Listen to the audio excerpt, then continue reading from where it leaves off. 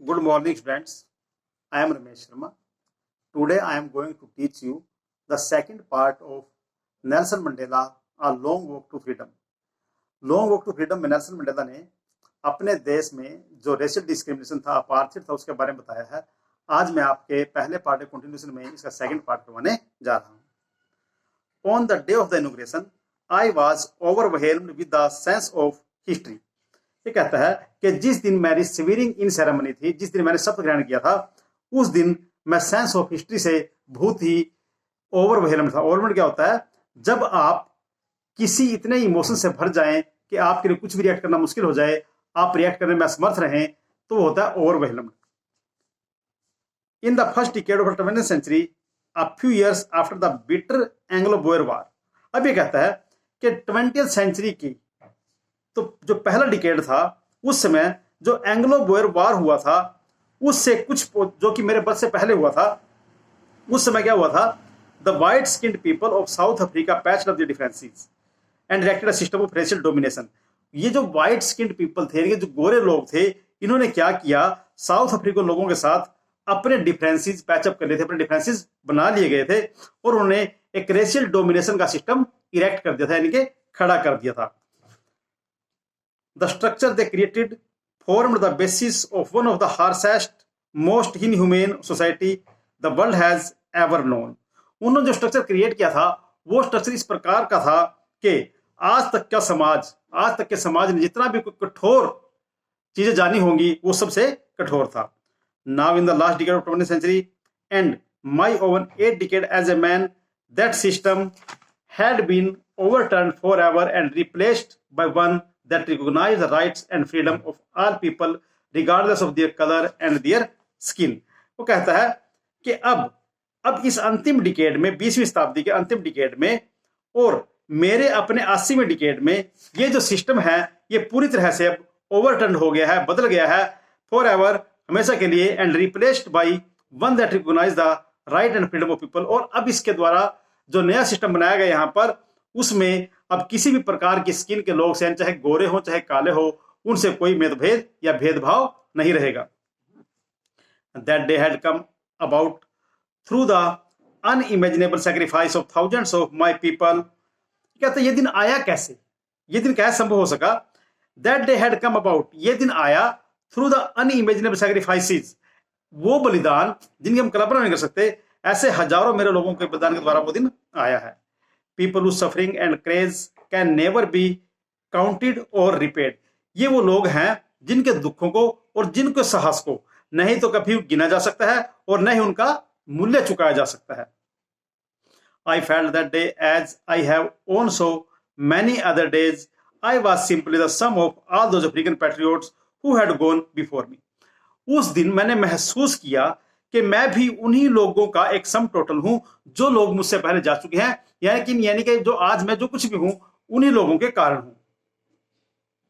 That long and noble line ended and now began again with me। वो जो लंबी और नोबल लोगों की जो लाइन थी, अब वो समाप्त हो चुकी है, लेकिन वो लाइन अब मेरे माध्यम से फिर से शुरू हो चुकी है। I was pained that I was not able to thank them and that they were not able to see what their sacrifices has wrought। What is wrought? wrought होता है, फॉर्मल वर्ड है ये, डन और achieved, जो कुछ हमने किया है या जो कुछ हमने प्राप्त किया है, दैट्स कॉल्ड wrought। मुझे इस बात का दर्द था कि मैं उन लोगों को धन्यवाद नहीं कर सकता था जिन्होंने अपने बलिदान दिए और जो ये नहीं देख सके कि आज उनका बलिदान क्या रंग लाया है, आज उनके बलिदान ने क्या प्राप्त कर लिया, क्या अचीव कर लिया और क्या कर दिखाया है। The policy of apartheid created a deep and lasting wound in my country and my people. जो पॉलिसी ऑफ अपार्थाइड थी, यानी कि जो रंग भेद की नीति थी, इसने मेरे देश को और मेरे देश के लोगों को बहुत गहरे और लंबे समय तक चलने वाले घाव दिए हैं। All of us will spend many years, if not generation, recovering from the profound hurt। हम सभी को इस गहरे profound hurt में, इस गहरे घाव से उभरने में कई वर्ष लगेंगे, यद्यपि if not generation, यद्यपि इतने युग नहीं लगेंगे, इतनी पीढ़ियां नहीं लगेंगी, लेकिन काफी वर्ष इससे उभरने में हमें लगेंगे।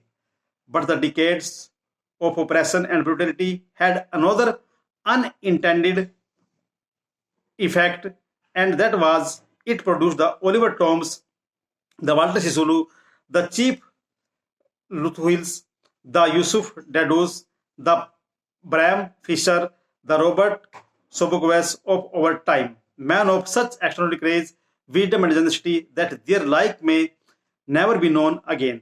अब यहाँ पर ये कुछ उन लोगों के नाम गिनवाता है जिन्होंने इस बलिदान में अपना सैक्रिफाइस किया है, जिस उसमें आजादी के संघर्ष में अपना जो सैक्रिफाइस किया, उन लोगों के नाम गिनवाता है यहाँ पर ये.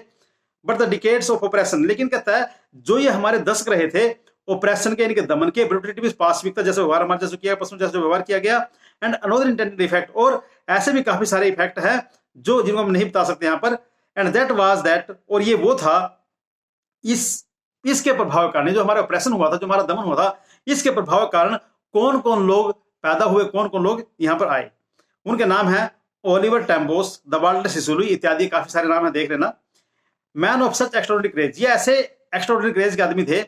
विजडम एंड जनरसिटी, इतनी गजब की इनकी विजडम थी, इतनी जनरसिटी थी, इतना इनका साहस था, इतना क्रेज था, दैट देयर लाइक में नेवर बी नोन अगेन, कि इनके जैसे लोग शायद ही दोबारा दुनिया में कभी पैदा हों. Perhaps it requires such depth of operation to create such height of character. यहां पर यह कहता है कि इस प्रकार के इतनी ऊंचाई वाले कैरेक्टर को पैदा करने के लिए शायद इसी प्रकार के ऑपरेशन की गहराइयों की जरूरत है. कहता जितना बड़ा दमन होगा उतने ही बड़े महान लोग पैदा होंगे. My country is rich in minerals and James that lie beneath it's soil. ये कहता है जो मेरा देश है ये बहुत ही रिच है मिनरल्स और जेम्स से, जो कि इसकी धरती के अंदर दबे पड़े हैं. इतने सारे खनिज पदार्थ, इतने सारे हीरे जवाहरात रत्न इसके अंदर दबे पड़े हैं. But I have always known that its greatest wealth is its people, finer and truer than the purest diamond. लेकिन वो सबसे बड़ी संपत्ति किसको मानता है? वो कहता है आई have always known it's greatest wealth, मैंने हमेशा अपना सबसे बड़ा धन जो समझा है वो है मेरे देश के लोग, जो कि बहुत ही सुंदर, बहुत ही सच्चे और डायमंड से भी प्योर है. मैं उन लोगों को इन सभी खनिजों से ज्यादा मानता हूं. It is from these comrades in the struggle that I learn the meaning of courage.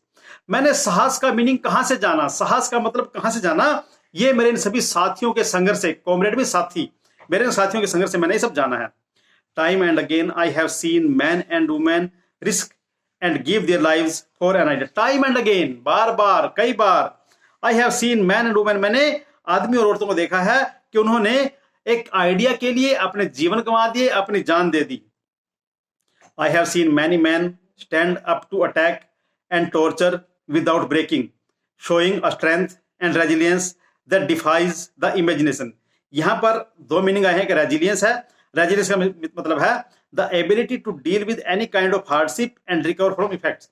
किसी भी प्रकार की हार्डशिप से रिकवर होना और उसके प्रभावों से रिकवर होना is called resilience. Defies means to refuse to obey, किसी की बात मानने से इनकार कर देना इज कॉल्ड डिफाइज.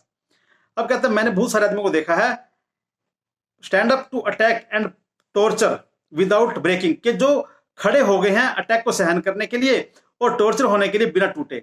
उन्होंने अपने स्ट्रेंथ दिखाई है, अपनी रेजिलियंस दिखाई है, और उन्होंने जो डिफाइज किया है वो मैं की कल्पना भी नहीं कर सकता.